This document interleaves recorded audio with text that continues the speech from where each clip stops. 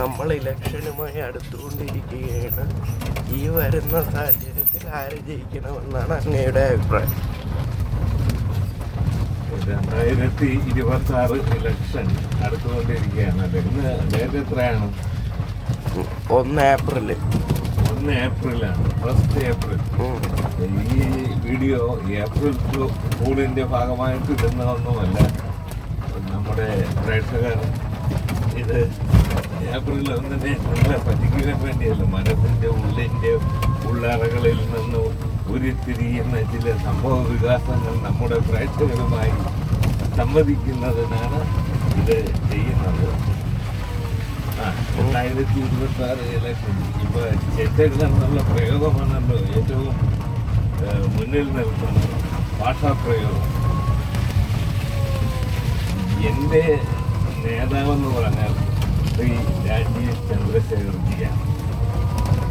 എന്നാൽ ഞാൻ മനസ്സാൽ ആദരിക്കുന്ന നേതാവ് രാജീവ് ചന്ദ്രശേഖർജി തന്നെയാണ്. പക്ഷേ എങ്കിൽ മഹാഭാരതത്തിലെ കണ്ണനെ പോലെ എൻ്റെ കൂറ്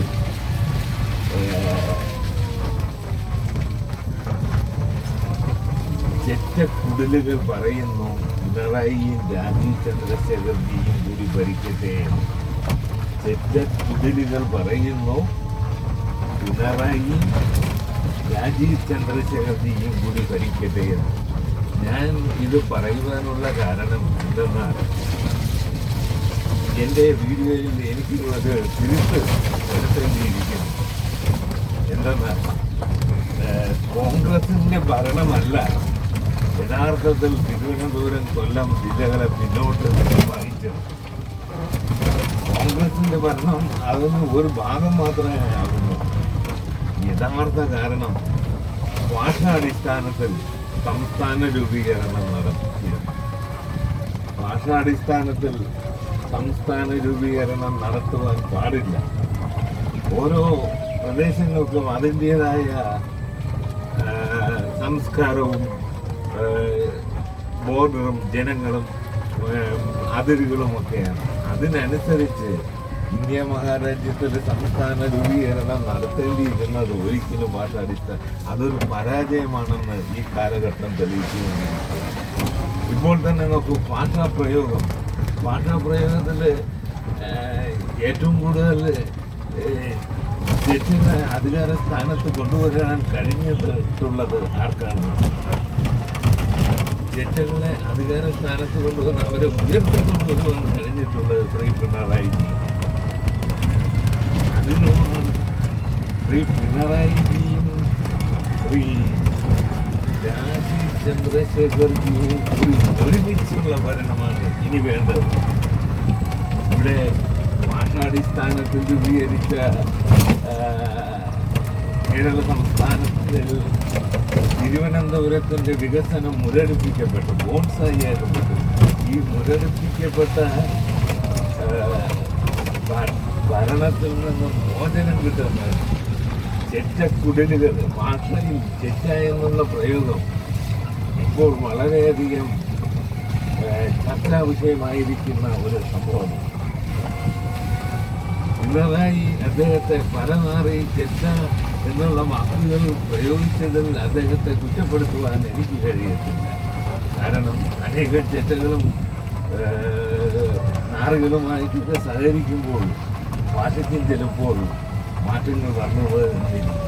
അതിനാൽ ഭാഷയുടെ പേരിൽ അദ്ദേഹത്തെ വ്രണപ്പെടുത്തുവാൻ എനിക്ക് സാധിക്കുന്നതല്ല ഭാഷാപ്രയോഗത്തിന്.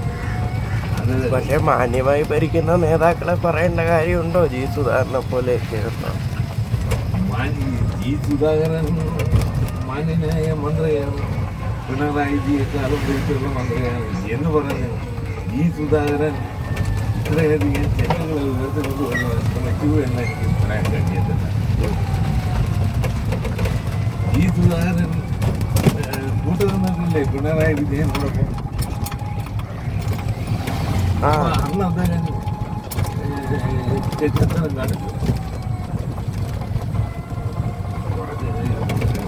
ഈ സുധാകരനും കാലത്തിന്റെ മാറ്റങ്ങൾക്കനുസരിച്ച് മാറുന്നുണ്ട്. പക്ഷേ പിണറായി എന്ന് പറയുന്ന മുഖ്യമന്ത്രിയായിരിക്കും കേരളത്തിൽ ഏറ്റവും അധികം പിന്നോക്കാവസ്ഥയിലുള്ളവരെ മന്ത്രിസ്ഥാനത്ത് പ്രതിഷ്ഠിക്കുവാൻ ശ്രമിച്ചിട്ടുള്ളതും പിന്നോക്കക്കാരൻ ഉയർത്തിക്കൊണ്ട് വന്നിട്ടുണ്ട്. ആ ഒറ്റ കാരണം കൊണ്ട് തന്നെ എനിക്ക് അദ്ദേഹത്തോട് കടപ്പാടുകളും കടമയുമുണ്ട്. അതെനിക്ക് ആ കടപ്പാടും കടമയുമൊന്നും എനിക്ക് മറക്കുവാൻ കഴിയില്ല. ശ്രീ രാജീവ് ചന്ദ്രശേഖർജിയെ നേതാവായി പരിഗണിക്കുന്നു. ആയതിനാൽ കമ്മ്യൂണിസവും നമ്മുടെ ഭാരതത്തിൻ്റെ ഭാരതീയ ജനതാ പാർട്ടിയുടെ ആശയവും ഒരുമിച്ച് ചേർന്ന് ഭരിക്കുമ്പോൾ മാത്രമേ തിരുവനന്തപുരത്തിനും കൊല്ലത്തിനുമൊക്കെ അർഹതപ്പെട്ട വികസനം ഉണ്ടാവുകയുള്ളൂ എന്നാണ് എനിക്ക് പറയുവാനുള്ളത്. ഇത് കാലം സാക്ഷി, ചരിത്രം സാക്ഷി, ഈ സൂര്യോദയം സാക്ഷി, എല്ലാം സാക്ഷി.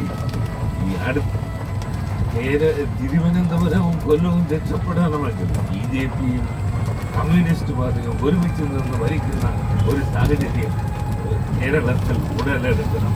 അത് ഉണ്ടാകട്ടെ എന്ന് ആശംസിച്ചുകൊണ്ട് ഞാൻ എൻ്റെ ഈ ചെറു അഭിപ്രായം നിർത്തുകയാണ്.